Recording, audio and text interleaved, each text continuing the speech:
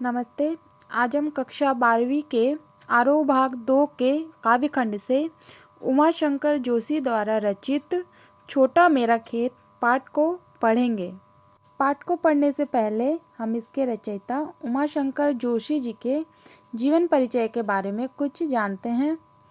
इनका जन्म सन 1911 ईस्वी में गुजरात में हुआ था।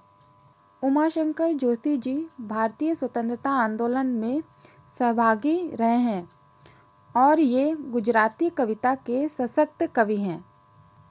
इनकी प्रमुख रचनाओं में विश्व शांति, गंगोत्री, निशीथ, प्राचीना, आतिथ्य, बसंत वर्षा, महाप्रस्थान, अभिज्ञा, एकांकी है, सापना भारा, शहीद कहानी है, श्रावणी मेनो, विसामो उपन्यास है, पारकांजनिया निबंध है, गोष्ठी, उघाड़ी बारी, कलांत कवि, महारा सॉनेट, स्वप्न प्रयाण संपादन है। ये सब इनकी प्रमुख रचनाएं हैं। सन 1947 से संस्कृति पत्रिका का इन्होंने संपादन किया। कालिदास के अभिज्ञान शाकुंतलम और भवभूति के उत्तररामचरित का उन्होंने गुजराती में अनुवाद किया है।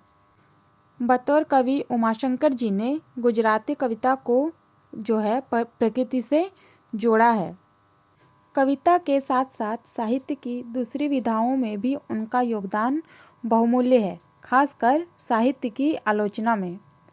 उमाशंकर जी उन साहित्यिक व्यक्तित्व में है जिनका भारत की आज़ादी की लड़ाई से बहुत ही ज़्यादा गहरा रिश्ता रहा है। आज़ादी की लड़ाई के दौरान वे जेल भी गए। उमाशंकर जी की काव्य शैली बोलचाल की सामान्य भाषा में है।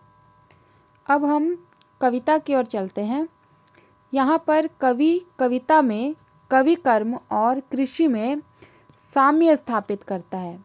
वो कहता है कि किसान जो है वो खेत में, और जबकि कवि समाज में कल्पना के पन्ने रूपी खेत में शब्द रूपी बीज बोता है। यहाँ पर कवि कहते हैं कि जैसे किसान रसायनों का उपयोग कर फसल को परिपक्व बनाता है, ठीक वैसे ही कवि जो है वो कल्पना के रसायन से अपने भावों को परिपुष्ट करके शब्दों का प्रयोग करता है। अगर शब्दों का सही सामंजस्य हो जाता है तो रचना का अंकुरन होने लगता है और इस प्रकार से कविता जो है वो साकार हो जाती है। कविता रूपी फल से इतने ज़्यादा अलौकिक रस और अमृत तत्व की प्राप्ति हुई कि जग जो है वो तृप्त हो उठा। कवि यहाँ पर कहते हैं कि भाव रूपी बीजों से उगाई गई फसलों को जितनी भी काटो उतनी ही बढ़ती जाती है। तो चलिए अब हम इसकी पंक्तियों को पढ़ते हैं। छोटा मेरा खेत चौकोना, कागज का एक पन्ना, कोई अंधड़ कहीं से आया, क्षण का बीज वहाँ बोया गया। तो कवि इन पंक्तियों के माध्यम से क्या कहता है? कवि कहता है कि मेरा यह कागज का पन्ना मेरे लिए चौकोने छोटे खेत की तरह है, जिसमें जो है कवि अपने भाव रूपी बीजों को बोता है। तो कवि ने यहाँ पर स्वयं को कैसा प्रस्तुत किया है? कवि ने यहाँ पर स्वयं को किसान के रूप में प्रस्तुत किया है। किसान के कृषि कार्य की तरह ही कविता रूपी फसल को पाने के लिए वो क्या करता है? वो भाव रूपी बीज अपने चौकोने कागज रूपी खेत में बोने की बात करता है। जिस प्रकार से आंधी पानी खेती के कार्य में वर्षा के मौसम के सूचक होते हैं, वैसे ही मन के जो भाव होते हैं, मनोभाव के वेग से उमड़ने से अंधड़ जैसी स्थिति पैदा हो जाती है। भावनाओं की जो प्रबलता होती है वो कवि के दिलो दिमाग में आती है और उससे कवि को काव्य रचना का उपयुक्त वातावरण प्राप्त हो जाता है। तो इन सब भावनाओं से, इन सब मनोवेगों के बाद कवि क्या करता है? इसके फलस्वरूप कवि उसे अपने जो कागज रूपी खेत है उसमें अपने भावनाओं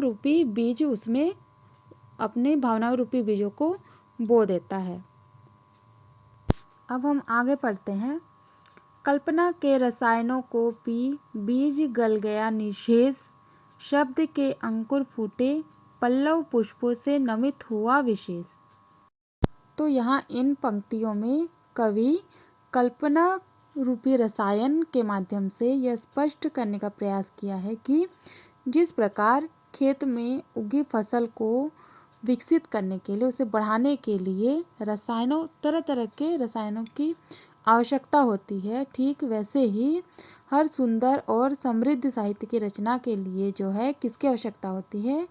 कल्पना रूपी रसायन की आवश्यकता होती है। और कल्पना रूपी रसायन ही कार्य करती है विकसित करने के लिए। तो इस प्रकार कल्पना रूपी रसायन को पीकर बीज जो है वो गल जाने के बाद उसमें क्या होता है? उसमें शब्द रूपी अंकुर फूटते हैं और मतलब कवि के मनोभावों ने कविता के शब्दों का रूप ले लिया है अब।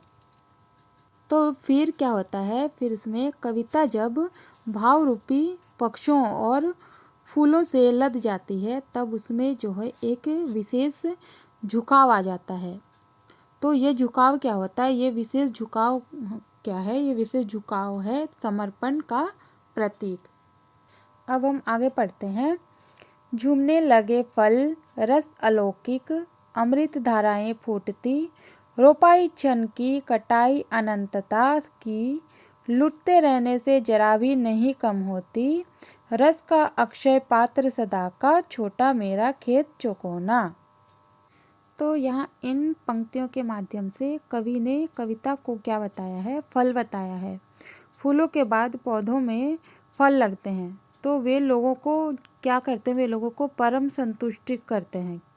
कैसे? भाव जब कविता के रूप में प्रकट होते हैं तो पाठकों और श्रोताओं को जो है बहुत ही ज़्यादा आनंदित कर देते हैं। तो इस तरह से कविता भी फल की तरह ही दर्शाया गया है यहाँ इन पंक्तियों में।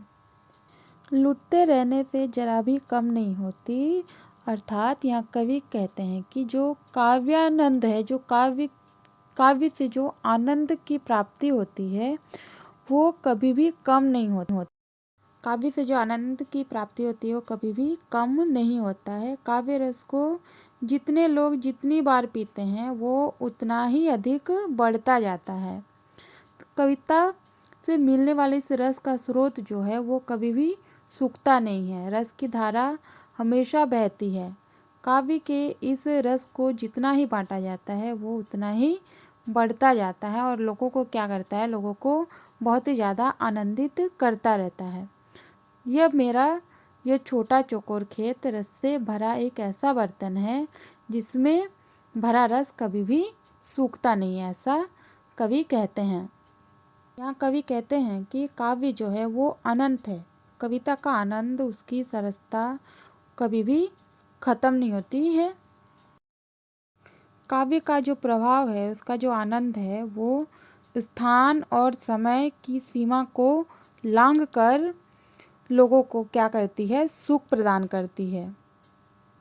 तो इस प्रकार से कवि ने कृषि कर्म से काव्य रचना की समानता प्रकट की है। तो इस वीडियो में हम उमाशंकर जोशी द्वारा रचित छोटा मेरा खेत कविता को पढ़े हैं। अब हम दूसरे वीडियो में बगुलों के पंख को पढ़ेंगे। धन्यवाद।